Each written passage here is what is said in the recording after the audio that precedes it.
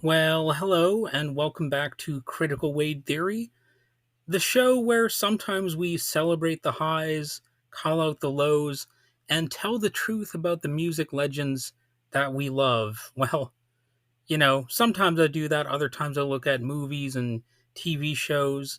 I also sometimes talk about society and politics and cryptids, basically any topic that my little heart desires.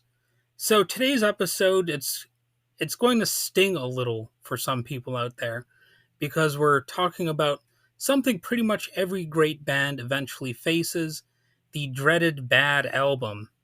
Now, to be clear, these are not necessarily even my opinions. So, that's a little bit of a catch here. This isn't really just me saying my opinions about these albums or whether I've listened to them even. This is what I have gathered by looking at other people's critiques of these albums while researching for this episode's theme. So this isn't just about my opinion or whether I love the band or the albums or whatever. This is based on the common critiques that you might find of these individual albums on this list, I suppose you might say. And even the best artists can stumble. That's something I've found out to be true. For example, oddly enough, this band isn't even going to be on this list, but I'll give an early honorable mention to the Offspring, particularly their Americana album, which is really where they started to drop the ball, even though Offspring at one point was actually my favorite band. Their first four albums were pretty much solid all the way through. Everybody's a critic. You'll always find somebody who say those albums suck or whatever. But I love those four albums. But as soon as they started doing Pretty Fly for a White Guy, and you know they they just kind of changed their sound up. It it really had a negative impact on my image of the band, and I no longer even say they're my favorite band or anything like that. And since then, I really haven't checked out much of their later albums. So the phenomenon is real. A bad album can sort of ruin a band's reputation, and it can sting on an individual level. I at one point, would have bragged about being a fan of the Offspring. Now I'm, maybe a little bit embarrassed. And Americana does actually have some halfway decent tunes on it. Don't get me wrong. And it's not a bad album all the way through, but man, there are some stinkers on it. And that's where that band started to decline. So that's my little honorable mention. So whether it's the results of ego, exhaustion, lineup changes, people trying to conform to what's trendy at a given moment, or it's just plain bad timing. A number of factors could make a band create the lousy album. There could be some weird sort of problem, like maybe the singer is too high on drugs or something, and like it reduces the ability for them to have decent live shows and affects their chemistry as a band or something like that. Alcoholism, drugs, all those kinds of horror stories. So let's dive into 10 albums by usually brilliant acts, at least acts that a lot of people think are brilliant. And these are albums that left fans scratching their heads, skipping tracks, and wondering what happened, what happened. So, as far as the classic missteps that a lot of people will include on such a list, the number one entry that I have, and these aren't in any particular order, but I'm going to include the Clash with their album Cut the Crap from 1985. And what a title, you have to wonder why they included that as their title. But the cash or the class, the cash, maybe that's a Freudian slip. Maybe that's me mentally trying to accuse them of selling out or something like that. I don't know. But the Clash, they definitely have some solid songs that people like. London Calling, you know, considered a classic album. Combat Rock. Then This Mess, which seems to have very few fans out there. Cut the Crap is what happens when key members like Mick Jones and Topper Head On are gone, and you're left with overproduced, synth heavy tracks and no clear vision. So, This Is England tried to carry the weight, but it couldn't save the album from becoming an awkward full stop to an iconic career. And it's it's said to be one of those albums that just is a total dud. Like nobody really cares about it that much. Maybe there are some fans out there. If you do like the album, go ahead and reach out to me. That'd be interesting. So this entry that's coming up, number 2 in the list of bad albums, this is Lou Reed's Metal Machine Music from 1975. Now, this album is considered notoriously bad. Sort of like the band The Shags that I did an episode on recently. You either think Lou Reed was trolling everyone, or you think he was making a bold avant-garde noise statement. Either way, Metal Machine Music is 64 minutes of feedback and droning that most fans could barely sit through. Legend says he'd been listening to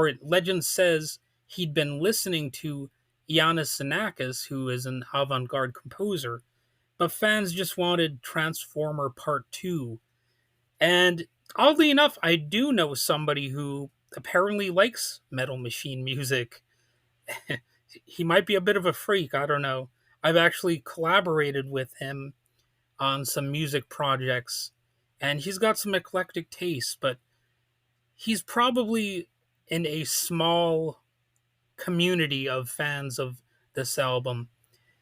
And, you know, this is one of those ones that I must admit I've never listened to, especially all the way through. It's possible that I've heard parts of it, and it seems a little weird for me to critique this album because I am quite often an avant-garde leading musician myself.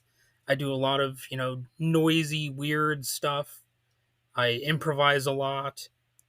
I like the idea of, having primitive sounding recordings, going into a recording session with few preconceptions. I do things like I put metal objects between the strings sometimes. I and sometimes, to be honest, I just intentionally write bad songs because I think it's funny. I don't sing that often, but sometimes I do, and I just like making crap sometimes. So maybe that's what happened with some of these bands on this list. And this album, it has been accused of being a troll album, or like he wrote it as sort of, I don't even know if you would say that he wrote it necessarily, but he recorded it as sort of a middle finger to the record companies or something like that.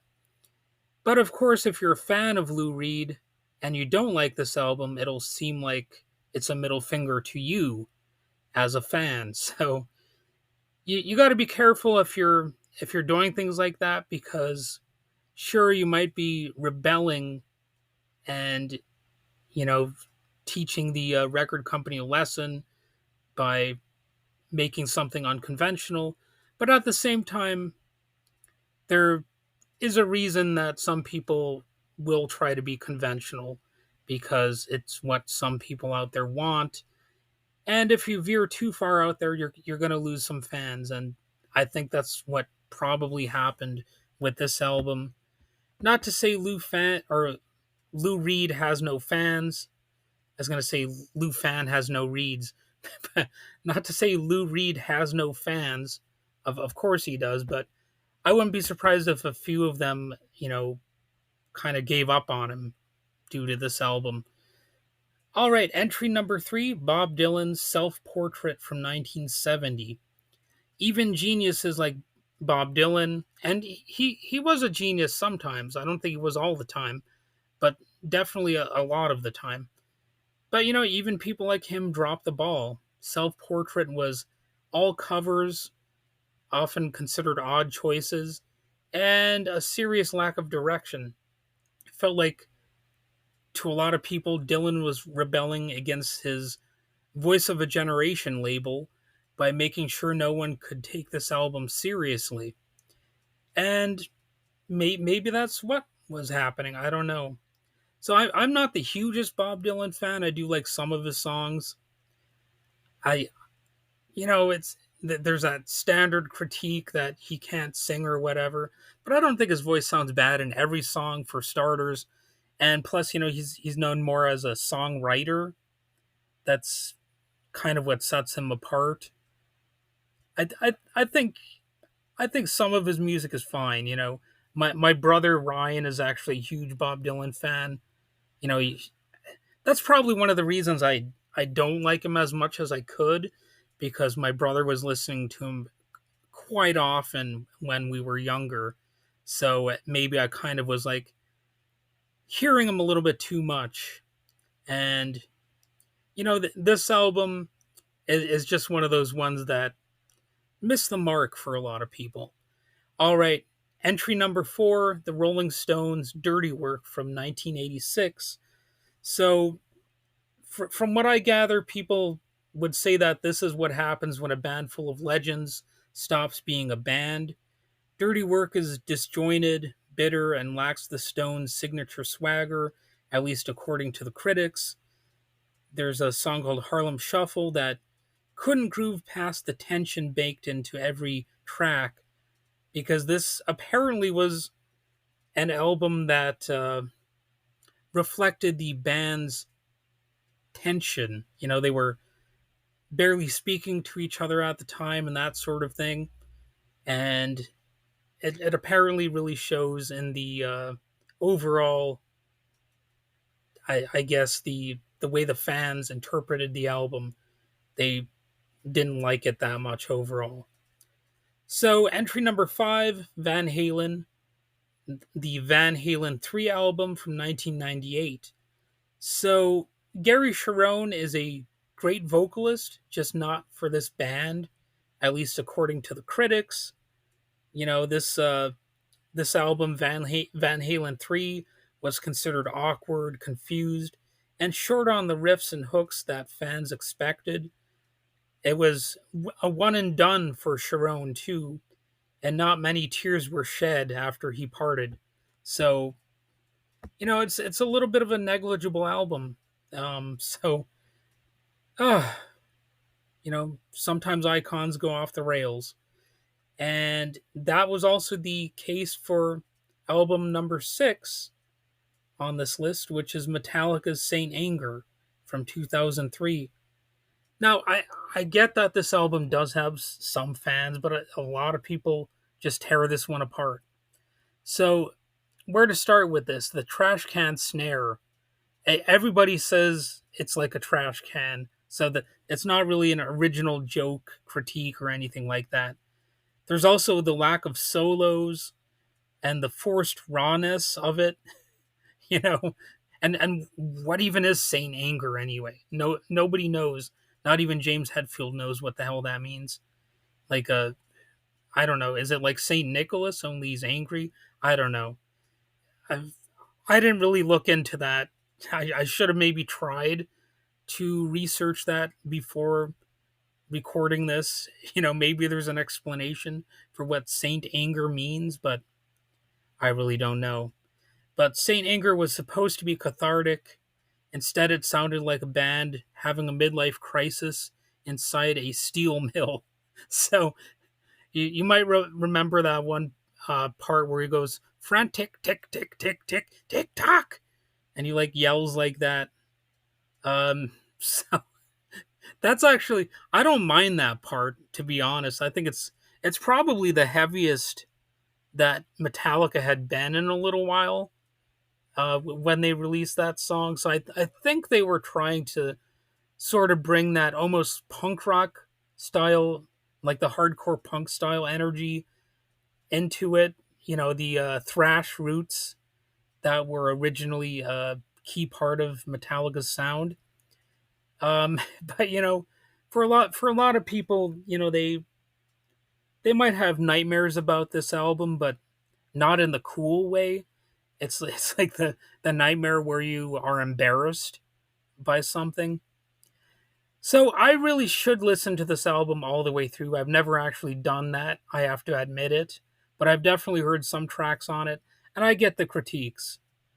But I still should give it a fair chance to see if I would maybe like it more than I'm supposed to, which does happen sometimes. And entry number 7 is Weezer with Ratitude from 2009.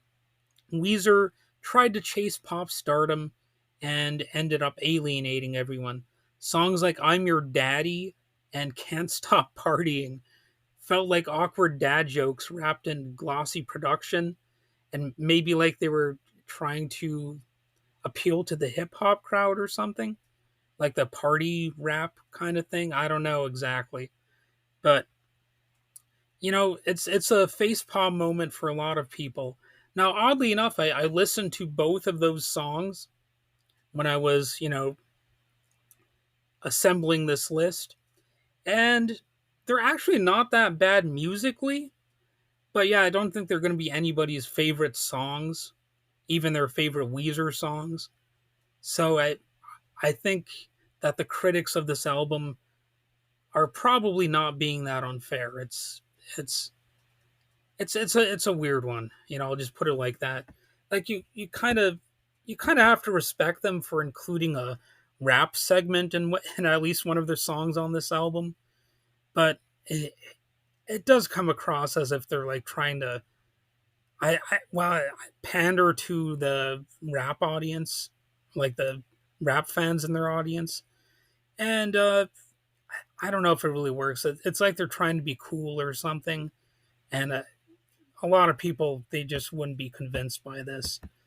So, what about entry number 8, U2's No Line on the Horizon from 2009? It wasn't bad for everyone, but it was just painfully safe. And U2 is kind of one of those bands already. So for their their fans to make that critique, it kind of makes it more glaring because U2 is already not really an edgy band in any sense. So for them to say that this band was playing it a little too safe, well, it kind of means something more than, because if you're talking about like a punk rock band being accused of playing it too safe or selling out, you kind of have to expect that even if the band didn't actually play it too safe or sell out, because that's just the way punk fans are. They'll accuse they'll accuse people of selling out or whatever. But after decades of reinvention, U2 they just played it too straight with this album, according to the fans of the band, or many of them anyway. They might have intended for "Get on Your Boots" to be a anthem of some kind, but instead it just felt like a rough draft. And for some people, the spark was gone. And I honestly I couldn't name a more recent U2 song. Um, they do have a great song on, I believe, it's one of those, is it Batman Forever on that soundtrack? It's probably my favorite U2 song. It's called something like um, I don't know. It's just a good song on that Batman. I think it's Batman Forever soundtrack. And if ever somebody like criticizes U2 around me and says, "Oh, they suck" or whatever, I will say, "Okay, but at least they have this one good song on Batman Forever," and that song I actually will defend. I like it a lot, but this album was apparently boring for a lot of people. So entry number 9 is Guns N' Roses' Chinese Democracy from 2008. For starters, what's with the title? I mean, why title a Chinese democracy? That's even weirder than like my album titles. And like I said, I often try to, come up with bad titles or dumb titles. But Chinese democracy, that's like what? Why would you call it that? But anyway, this was Axel's baby, 15 years in the making, and it came out sounding like a tech demo for a band that used to be raw and dangerous.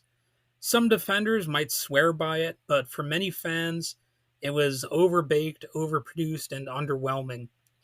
So one of the fun things about this album, though, is that the Offspring, which I mentioned earlier, trolled it with a fake album announcement.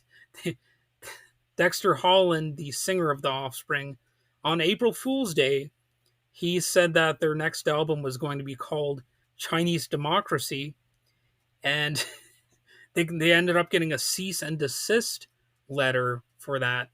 And the joke, the way that Dexter said it, is that Axl Rose ripped off his not his dreads, but his braids. So we're gonna rip off their album title or something along those lines. It's not a direct quote, but I'm paraphrasing. It was a pretty funny troll joke, and they were threatened with a lawsuit over it. So that's probably more remembered than the album itself by a lot of people, to be honest. So that's a little bit sad. And the Offspring also trolled Napster. I mean, I'm getting a little sidetracked here, but the Napster file sharing website was something that Offspring had publicly supported, and they took a little bit of heat for that. But they even trolled Napster because Napster was letting people have access to song downloads for free, and bands like Metallica were threatening lawsuits against them and all that sort of stuff and going after them in the press. But the Offspring were kind of defending it, saying that it's the wave of the future and all that stuff. But the Offspring sold Napster T-shirts on their website, saying that they had a right to do it, because maybe they would have argued that it's like the wave of the future or something like that. So, the joke there is that Napster could, you know, make money off of these bands and their songs. So, if you believe that much in the free market and, you're genuine about it, then hey, we're going to troll you and we're going to sell Napster t-shirts with your logo. So I guess Napster actually threatened to sue them. Maybe they did actually sue them. I don't know. But it's a bit of a funny bit of trolling again from the Offspring. So all right, I got a little sidetracked here, but we're moving along. So entry 10 is Smashing Pumpkins' Zeitgeist from 2007. Billy Corgan brought back the name but left the magic behind, at least according to a lot of the fans. And this is another instance where I've never heard songs from this album. That's kind of a bad sign because songs from Smashing Pumpkins do show up in my YouTube recommendations and stuff like that, and I do sometimes listen to them, but I don't recall any song being recommended from Zeitgeist. So this album was considered loud, overcompressed, and lacked the vulnerability and emotion that made Siamese Dream a classic. So the ambition was maybe there, but the soul wasn't, at least for a lot of people. And if you're a fan of that album, then go ahead and let me know. Or if you're a fan of any of those albums, let me know. So I've got a few more honorable mentions, even though I said 10. This is like a bonus thing. So these are some real quick shout outs to a few more albums that made fans ask why. Why did you do this? So Queen, their album Hot Space, that disco pivot was a real yikes moment for a lot of people. Under Pressure with David Bowie is the best result from this album. And I actually like Under Pressure, but I don't think a lot of people appreciate this album overall. It seems to be one of the ones that people just don't really care for. So Pink Floyd, The Endless River was considered ambient leftovers dressed as a comeback of sorts.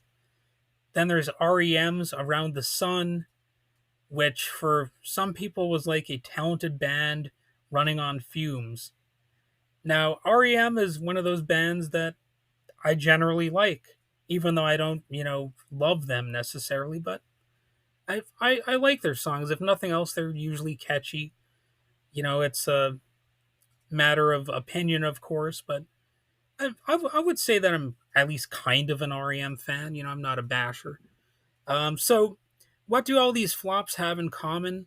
They remind us that greatness isn't constant, and even the most iconic artists need room to experiment, to fail, and in some cases come back stronger. So, as I said at the beginning of this episode, this isn't so much about my opinions. I was looking at what other people were saying. So, if you love any of these albums and you want to defend them, I'm not really going to be offended by you doing that. Just try to state your case, or whatever you want to call it, and just realize that this isn't so much about my opinions here. So here's the twist: almost all of these acts did bounce back. They stumbled, then they roared, you might say. A couple of them did sort of fizzle out, though. So that's the lesson here, perhaps. The bad albums don't necessarily kill legacies; they just test them. And you know, this has been a fun episode, I think. Anyway, I enjoyed recording it, going over these musical monstrosities, or these mediocre moments. So go ahead and hit subscribe if you want to review this podcast or even just this episode. Go ahead and do so and maybe tell me about it. What's the worst album you've ever heard from a band that you love? So, maybe I'll explore that if you have a sort of interesting story to tell. Like I shared, The Offspring kind of ruined it for me with Americana. They went from being my favorite band to just being a band that had four good albums. So I might feature your pick in a future episode if I think it's worth it. So until next time, don't just love the hits, know the misses, and you know, stay tuned for a future episode on similar topics. And I'll probably do a part two at some point. We'll see. All right, have a good one.